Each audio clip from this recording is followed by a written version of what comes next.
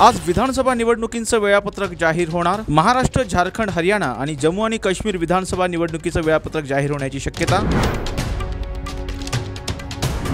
अजित पवार घरातल्या घरातच लढणार। लोकसभेमध्ये पिऊन काढल्यामुळे अजित पवारांना विधानसभा निवडणुकीत रस राहिला नाही। खासदार संजय राऊत यांची अजित पवारांवर टीका।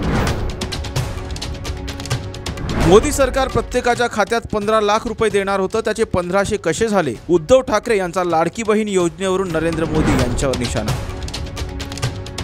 जागा वाटपावरून महाविकास आघाडीमध्ये मतभेद नाहीत। नोव्हेंबरमध्ये महाविकास आघाडीचे सरकार सत्तेत येणार। शिवसेना, उद्धव बाळासाहेब ठाकरे पक्षाचे खासदार संजय राऊत यांचा। लाडकी बहीण योजनेचा अर्ज भरण्याची मुदत वाढवली। सप्टेंबरपर्यंत महिलांना अर्ज दाखल करता येणार। सर्वजण एक दिलाने एकत्र राहिलो तर महाविकास आघाडीचे सरकार सत्तेत येणार। महायुती सरकारला निवडणूक घेण्याची भीती वाटतेय। शरद पवार गटाचे प्रदेशाध्यक्ष जयंत पाटील यांची सरकारवर टीका। सरकारकडून लाडकी बहीण योजनेच्या जाहिरातीसाठी 200 कोटी रुपये खर्च। माध्यम आराखडा राबवण्याच्या संदर्भात सरकारकडून GR जारी। महाविकास आघाडीचे सरकार आलं तरी लाडकी बहीण योजना सुरूच राहणार। उलट अधिक प्रभावीपणे योजना राबवणार। शरद पवार गटाचे आमदार रोहित पवार यांचं मोठं विधान।